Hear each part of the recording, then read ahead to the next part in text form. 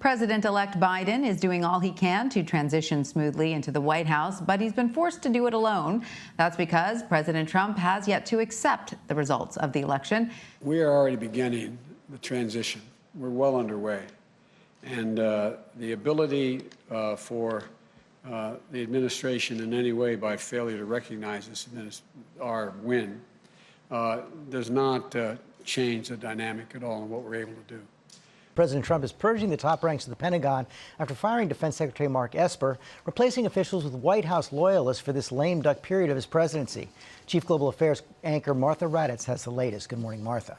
Good morning, George. This has many inside and outside the Pentagon very concerned. These were all key people at the Pentagon. Their names are not familiar to most, but among those now out, the head of policy, the head of intelligence and security, and the chief of staff. And the men replacing them, controversial to say the least, including retired Brigadier General Anthony Tata, whose nomination this summer for the Pentagon policy job was withdrawn because of Islamophobic tweets and once calling President Obama a terrorist leader. Tata will now fill that policy position. And filling the chief of staff job, Kash Patel, who played a leading role trying to discredit the investigation into the Trump campaign and Russia. So why make these changes now? There is worry that the president may be planning a military operation, possibly against Iran, or the use of active duty military troops to quell any civil unrest. Well, instead of publicly focusing on the pandemic or a stimulus or the presidential transition, today, President Trump is taking on Fox News, as you see right here, retweeting days-old replies, bashing the channel and suggesting that Fox is to blame for his defeat. Joining me now, CNN chief media correspondent Brian Stelter, anchor of Reliable Sources. Why is the president doing this? Why is he focused on Fox in the midst of what this country is going through right now? Yeah, he is tweeting more about Fox News than about COVID. It shows his 5 stages of grief, and it signals that he is still in the anger phase. So when does he get to acceptance? I'm Barry Gordon. And I'm Andre Coleman. And this is News Wrap, live at 5. Hit it.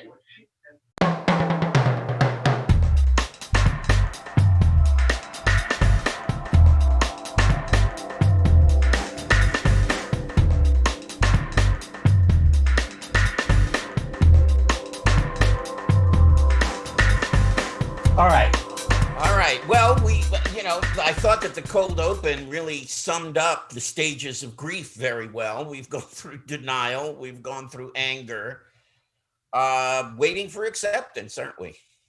But there's one stage that, and I get the grief part, but there is one stage that I always think should be included. Doesn't matter. Well, because that's true too. Yeah. You can't reverse what's happened here. So no, you can't. In the end, it it's does just cold. matter because the longer he takes, the less Biden gets to do what he needs to do. So the national security implications obviously do matter. Yeah. But I think what our viewers need to understand, what people need to understand around the world, is that the current president has done nothing so far that will delay what's supposed to happen on January 20th. Oh, absolutely. In fact, Biden will still have he's losing every court case right now. Yeah. So, yeah. I mean, right now, three of the cases are now gone: Pennsylvania, Michigan, and Arizona. Mm-hmm. And they're recounting in Georgia, and the outcome not going to change. And even if it did, the election wouldn't change. This is over. January 20th. Joe Biden has his right hand up, his other hand on the book of his choice, probably the Bible. That's right. And he will be sworn in. That's where we're headed. Period. That's what's going to happen. I think you're right. John Kelly, his former chief of staff, came out shortly before we went on the air and said, he's doing damage to national security with this withholding of the transition. Well, and obviously we can't get there this time, but going forward, that's something that needs to be pointed out here. We need more safeguards because this is a huge national security issue. Joe Biden needs to get every briefing that Donald Trump is getting going forward. And if there is an incident, Joe Biden's phone needs to be ring, and he needs to be kept abreast and updated on what's going on around the world with our allies and our enemies. He's going to be the president of the United States. Yeah. No, there's no question about that. What I'm waiting for is Obama's book, which comes out Tuesday, The Promised Land. I like the title because a lot of things have been promised and a lot of things weren't able to be delivered, That's largely right. because of Republican obstructionism.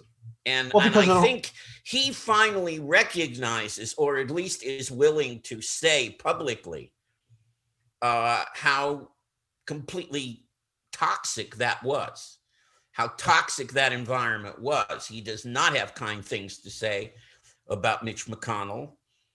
He is not taking the "there are no red states, blue states" position. There may not be red states and blue states, but there are definitely red and blue politicians. And the red politicians did everything they could to make him an unsuccessful president. They didn't succeed, I don't believe. I think he was a successful president and was able to do an awful lot before they took power again. But I think Obama faced more than just obstructionists. I think that that black skin color scared a lot of Republicans, a lot of racism, and he has said that. I mean, he has now said that in the book that someone who looked like him triggered a lot of anger. Yep, and a lot of fear. Like he said, just his very presence. I know. Triggered a lot of fear. And you know what? That's to be expected, and this is what happened. And hi, Lauren, because everybody just saw her walk by. Yeah, we did. Hi, Lauren. This is what's expected. Let me say this. This was an example of the world we live in the system, in the US system. That's the kind of racism and the systemic racism that we talk about, where he could rise up to that level and still that kind of fear. And he's forced to somehow endure a system that even if he runs faster and jumps higher, they were going to try to push him back down. Period. That's what it was. I think that you're 100% right about that. And it brought out, I mean, it didn't create racial resentment, but it definitely brought it out. And it exposed it. Brought it to the surface. And it allowed people like Trump to take advantage of it. And it's not going away, folks. I mean, it really isn't. I mean, I was shocked to see that in a Zoom interview, Charles Koch, of all people, of the famous Koch brothers, he's the one left now, that Charles Koch actually in this Zoom interview reached out to Biden and said that he thought they could find common ground working together. And that scared me until I read what he wanted to find common ground about. One was rolling back the tariffs. That didn't surprise me at all. The other two did. It was making sure there was protection for dreamers and dealing with police reform in order to end systemic racism. And he used the term systemic racism, folks. Charles Koch. So there you go. We may be doing something here. I don't know what it is yet. I don't know if it's a realignment that's happening. I'm not exactly sure what's happening. I mean, we've had the polarization of the parties. I tend to think they're going to stay polarized. But there may be some issues that the term is cross-cut. And there may be some issues that cross-cut the polarization that we see. And maybe systemic racism is one of them. Now, I don't think that means that Charles Koch is going to go running into the Democratic Party tomorrow.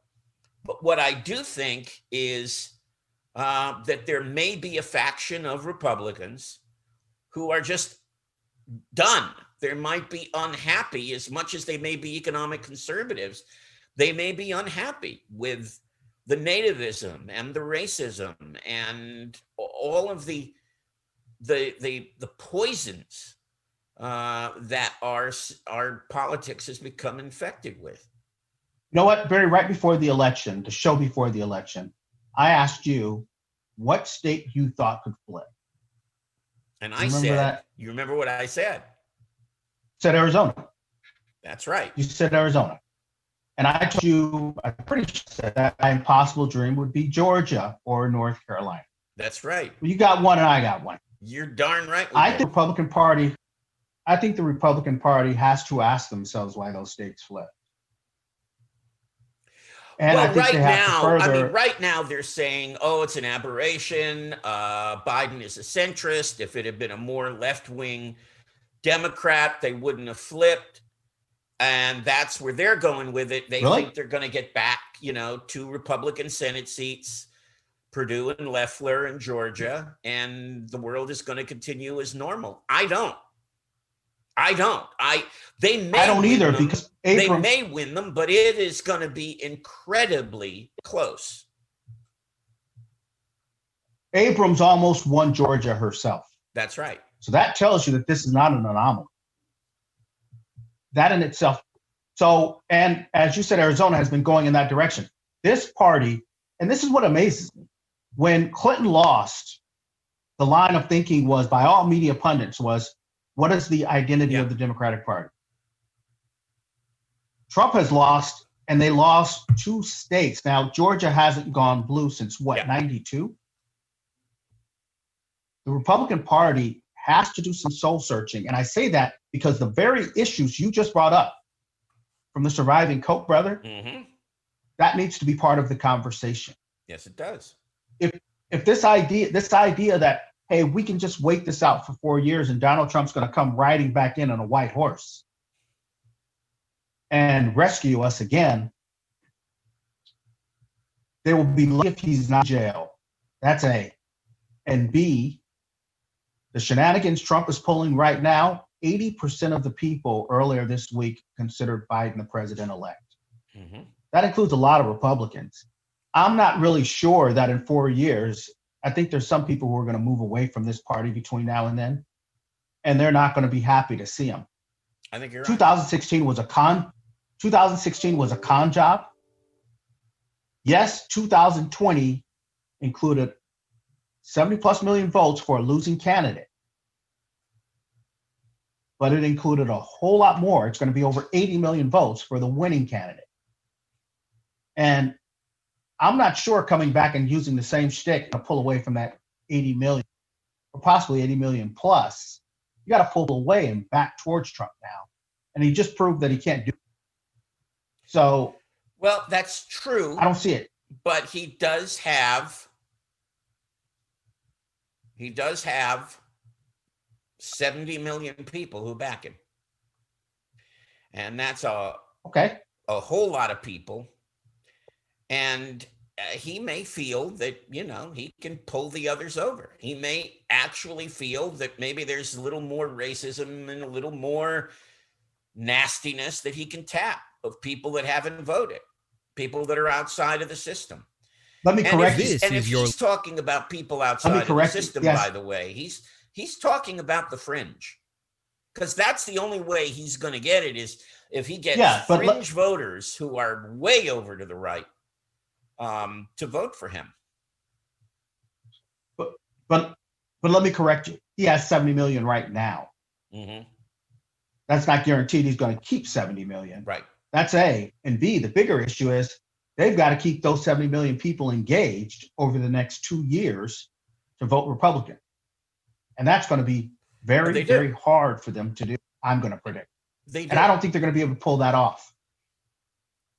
I think you may be right. We also don't know who's going to be running on the Democratic side in 4 years, to be perfectly honest. There you go. Because I completely we're going to agree. have an 81-year-old or 82-year-old man, and is he going to seek the office again? And that's a real question. I don't think Joe Biden is going to seek a second term. Just to quote Joe Biden, he wouldn't be running if Donald Trump wasn't president. Right. Donald Trump won't be president. I think the most we can expect is one and done, which is great if that's what he chooses to do. So will Kamala automatically become the next head of the party? Well, that's how it's supposed to go, isn't it? But Biden didn't do it, so she doesn't have to do it. But it doesn't always do it, yeah. But I told you, and I want my props, Barry Gordon, because I told you a year ago There was no ticket that wins for the Democratic Party. The best idea for that ticket included Harris. I told you that. You did. And it is women, black people who put Biden over the top. It is. Here we are. And see, that's why I think And- Georgia's not lost in the Senate. That's why I think that we can make an argument. Usually a Senate race, and especially special election runoffs, are very low turnout. We've got to make this a national race, just as we did Completely agree. Completely the agree. presidential election. We've got to say to our people, look, if not you over. want all these good things that Biden says he's going to do, you've got to give him the Senate.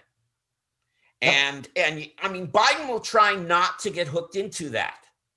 He will try to say, I can work with anybody. And of course, as president, he has to. But even Ron Klain last night in an interview, when Larry O'Donnell said, well, do you think you'll be able to work with, Mitch McConnell in a Republican Senate? Ron Klain said, well, that's not a certainty. I mean, he made that very clear. And also when Biden was asked, Biden said he was going to do everything he could to see and that's to the it right that answer. the two Democrats win. Yeah. So Yeah. I like the fact that he definitely has a partisan side to him, because we need that right now. We need him to be a party leader. Yes, he has to be a president for everybody, but we need him to be a party leader. And we haven't had a party leader in a while. No. Obama was really not a party leader because he knew he'd be, stepping into a world of hurt. And Clinton never wanted to be a party leader. I mean, he just wanted to be what he was. I mean, we haven't had a party leader since Lyndon Johnson. Exactly. And it's time to have one. It's time to have a party leader who is a president, who puts forward not a crazy left socialist agenda, but a good, solid liberal agenda, which I think he's going to do. And he needs help. So we've got to take those Senate seats very, very seriously. Well, I think two things. I think, A, you're correct. I think we need the party leader, but I also like the idea that he sounds very presidential. Sounds very presidential in the cause to bring the nation together, to move forward. He's ignoring this drama from Trump, and he's letting the people handle it who need to handle it, and that's moving forward. But That's right. I'm 100% agree. I 100% agree with you. And I think if I was McConnell, what I would be telling the party and Donald Trump is, you have lost, and it is not worth us to lose the Senate defending you and suppressing the vote in Georgia. We need to tell them their vote counted, and that Biden is the president-elect. The vote was fair, and now we hope for a fair vote on the Senate. That's what the Republicans need to say, because the Dems are already pushing. They need to get some COVID relief in a hurry. Exactly, because the That's Dems the are already. other thing they need to do. Yeah. The Dems are already pushing out the message that, hey, they tried to suppress the vote, and That's you right. have no COVID relief. That's So right. yeah, they need to try to push some COVID relief. I completely agree with you. Well, you and I are having a great conversation, but we haven't heard from anyone else yet. So come on, guys, if you're out there, give us a holler. You know how to do it on Facebook, and we'll look forward to chatting with you. And in the meantime, we're going to look at the local brief, see what we got check it out. there. This is your local news brief for Friday, November 13th, 2020. The city of Pasadena now has a total of 3,027 confirmed COVID-19 cases and 129 COVID-related deaths. That's an increase of 137 new cases in the last week and 4 straight weeks of no new deaths. Pharmaceutical corporation Pfizer has announced its COVID-19 trial vaccine may be up to 90% effective in preventing the virus. While discussing the vaccine trial results, Dr. Anthony Fauci said, "Not very many people expected it would be as high as that. It's going to have a major impact on everything we do with respect to COVID." Pfizer's next step is to apply for an emergency use authorization from the FDA. With the election over, City of Pasadena officials are preparing for changes in leadership at City Hall. Mayor-elect Victor Gordo will be sworn in as the new mayor on December 7th, along with re-elected council members Tyrone Hampton, Gene Masuda, and Steve Madison, and new District 2 council member Felicia Williams. Gordo is the first Latino elected mayor of Pasadena, and Williams is the first African-American Filipino woman elected to the city council. Once Victor Gordo assumes the position of mayor, City Council will have 75 days to fill the District 5 seat. Measure P, which will allow the transfer of $18 million to the General Fund for City Services, will also take effect on December 7th. The PUSD board will be able to begin issuing bonds from Measure O after LA County certifies the election results. The Pasadena Convention and Visitor Bureau, the Pasadena Chamber of Commerce, and the City of Pasadena are collaborating to create Visit Pasadena's We're Open, Keep Us Open holiday campaign. Since the pandemic has caused financial hardships, city officials and business leaders are urging Pasadena residents to shop small and dine local. The goal of the campaign is to provide support and exposure for shops and restaurants that have struggled this past year.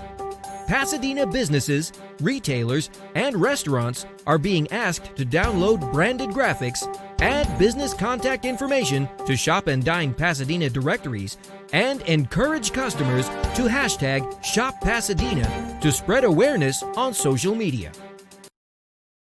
So, Dre, tell me a little bit about this We're Open, Keep It Open campaign. Because when I saw it, my first reaction was yay, because I love to boost the Pasadena economy.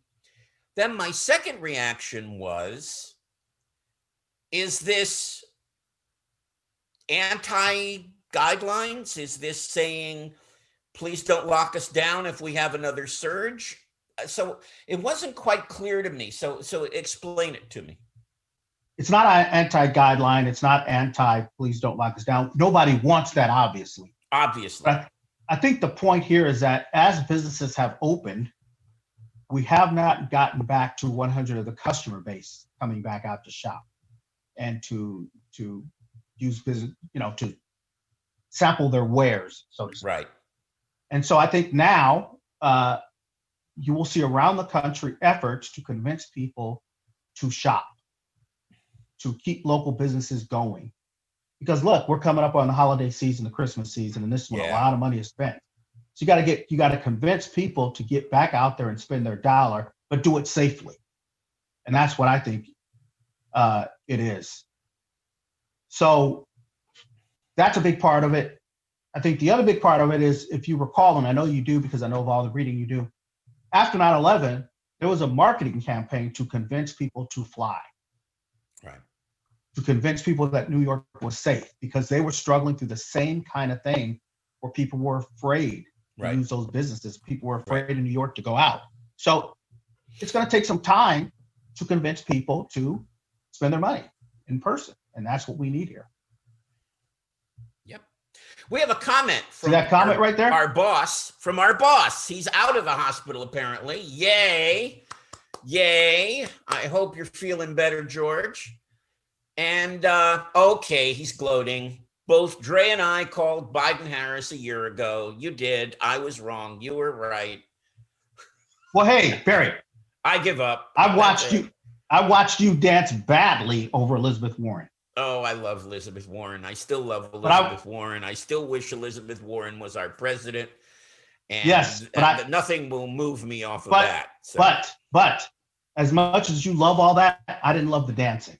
So we got to come back now. Okay. And I got to get my props, man. So, this is my moment. I had to hear that. You got it. You got it. So here we are.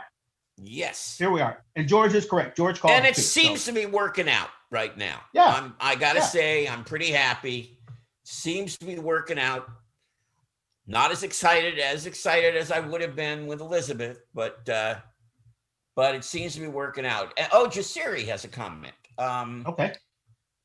People who have money to spend will probably just buy online. This is not going to be good for business. more businesses will close. What is the city doing to financially support these businesses?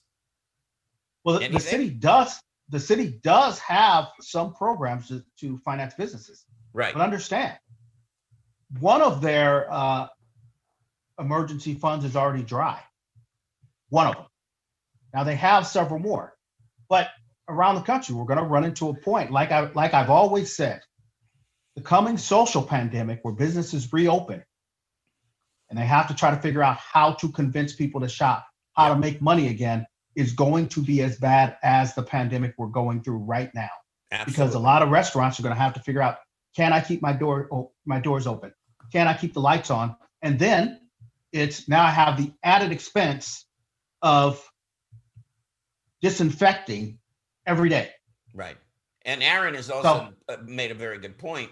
No Rose Parade means even more loss in revenue. So there you go. That's a big one. That's a big one for the city. So we're all learning. We are adjusting. a city. We're all trying to figure it all out. We are a city that makes a lot of money. Pasadena makes a lot of money. Hotels, restaurants, they make a lot of money with that Rose Parade. We are a tourist-based city. Yeah, we are. And when that money goes away, how do you replace it? What do you do? What do you do? We're not Rancho Cucamonga. Well, Victor and the Pasadena. council What do you and do? Felicia and all are going to have to figure that out. But we're wrapping up. We're done. And guess next what? week, We don't have to we'll figure be it on out. next week. Next week, I'll be wearing a Hawaiian shirt, not because I want to, but because I'll be in Hawaii. And I always wear Hawaiian shirts at Hawaii. So I'll be doing the show from there. You'll be doing the show from there, I'm assuming. And I won't be wearing a Hawaiian shirt because I don't own one. Okay. Well, we'll see you next week, folks. I'm Barry Gordon. And I'm Andre Coleman. And this has been News Wrap, live at 5. Aloha. Oh,